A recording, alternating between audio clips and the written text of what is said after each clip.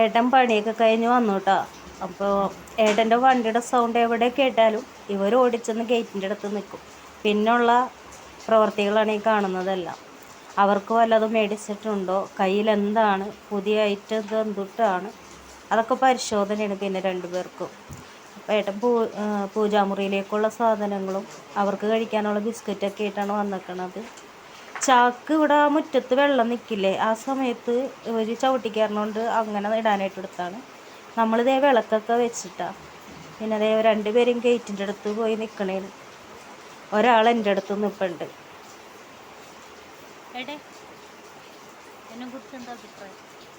ഇതിനെക്കുറിച്ച് നല്ല അഭിപ്രായം നല്ലൊരു കുടുംബിനിയാണ്. പിന്നെ എൻ്റെ കൂടെ വന്നിട്ട് ഏട്ടൻ്റെ ജീവിതം എങ്ങനെയുണ്ട്? എന്റെ ജീവിതം സൂപ്പർ കളർ. ശരിക്കും ആക്ഷൻ ഒന്നും ഇടാതെ സത്യസന്ധമായിട്ട് കാര്യം പറ.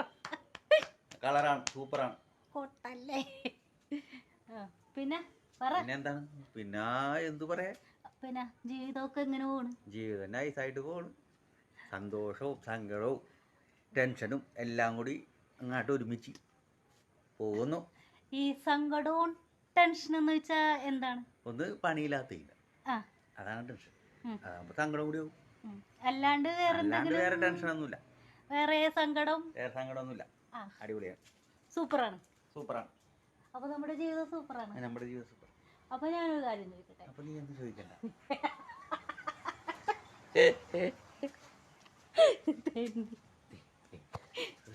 ഒരു വാച്ചർ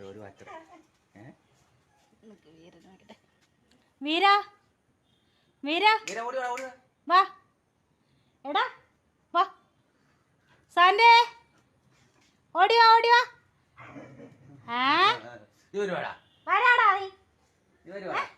എന്താണാടാ?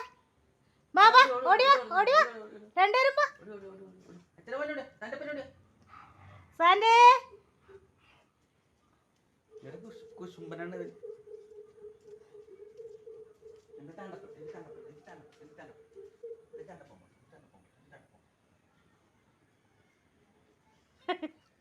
എടാ നീ എന്തിനാടാ അവനെ പേടിപ്പിക്കണത്?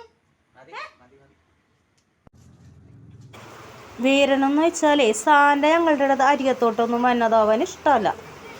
അപ്പം സാൻ്റെ അടുത്തോട്ട് ഞാൻ ചെന്നതിൻ്റെ പേരിൽ എന്നെ ഓടിച്ചിട്ട് പിടിച്ചതാണ് ഈ കാണുന്നത്.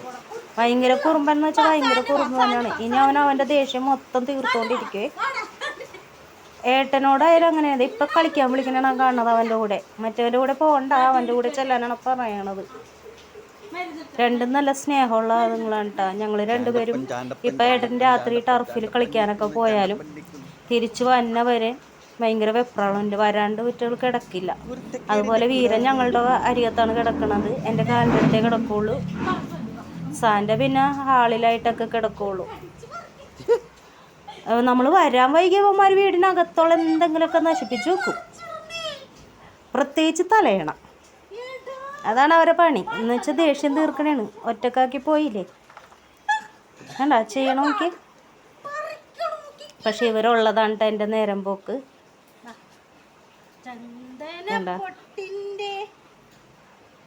അങ്ങനെ ഏട്ടൻ്റെ പച്ചക്കറി നട്ടിട്ടുണ്ടായിരുന്നു.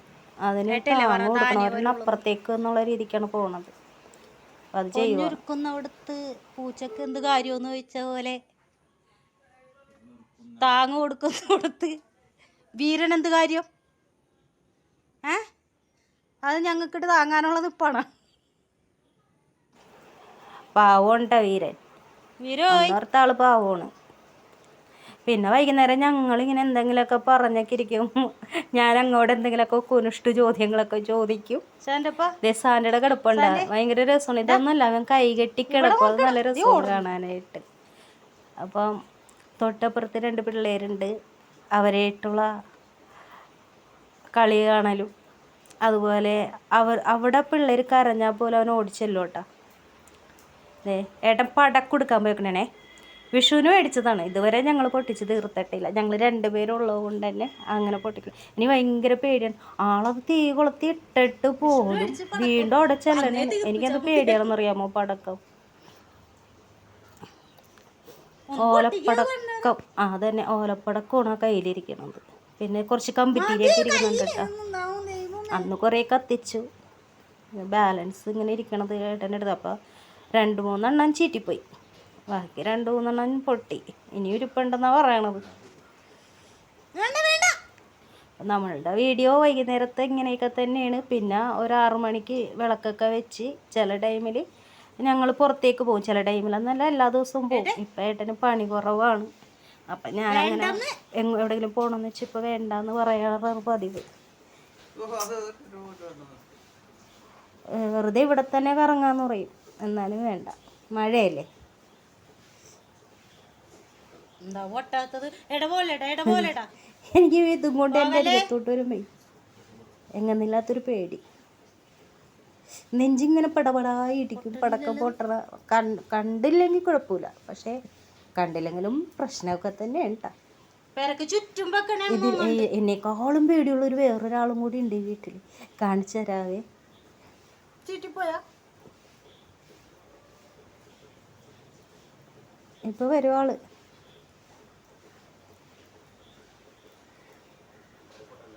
പക്ഷെ അവന് മേശാപ്പൂ അത്ര ഭയങ്കര ഇഷ്ടമുണ്ടാ. അതുപോലെ കമ്പിത്തിരി അതൊക്കെ ഭയങ്കര ഇഷ്ടമാണ് പുള്ളി. കമ്പിത്തിരിയൊക്കെ കത്തിച്ച പുള്ളിയും ഒപ്പം കിടന്ന് തുള്ളിച്ചാടും. പുള്ളിക്ക് കൊടുക്കണം. പുള്ളി ഇപ്പോൾ ഭയങ്കര ബഹളവും ഇതൊക്കെ ഇരിക്കുള്ളൂ. പക്ഷെ പടക്കം സാന്റനായിട്ട് തല്ലുപിടിക്കുമ്പോൾ ഏട്ടന് ഓരോ പടക്കം പിന്നെ അനങ്ങൂല ആള്. ഇവിടെ പണ്ടിട്ട് പേടിച്ച് മാറിയിരിക്കണം.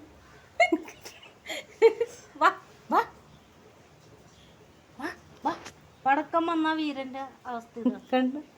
ഒരു പടക്കം പോട്ടെ പിന്നെ വീരന്റെ അവസ്ഥ ഇതാണ്. അല്ലേ വീര?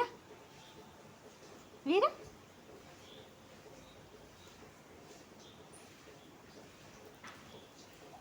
എന്നാൽ അവരോടൊക്കെ ടാറ്റ പറഞ്ഞേക്കെന്ന് പറഞ്ഞുകൊണ്ട് കൈ കാണിച്ചിട്ട് അവൻ എവിടെ. അപ്പോൾ ലാസ്റ്റ് പടക്കവും പൊട്ടി. അപ്പോൾ നമ്മുടെ വീഡിയോ സബ്സ്ക്രൈബ് ചെയ്യാൻ മറക്കരുത് കേട്ടോ. ഞാനിങ്ങനെ വീഡിയോ ഇട്ടുകൊണ്ടിരിക്കും. നിങ്ങളുടെ സപ്പോർട്ടാണ് ഞങ്ങളുടെ വിജയം.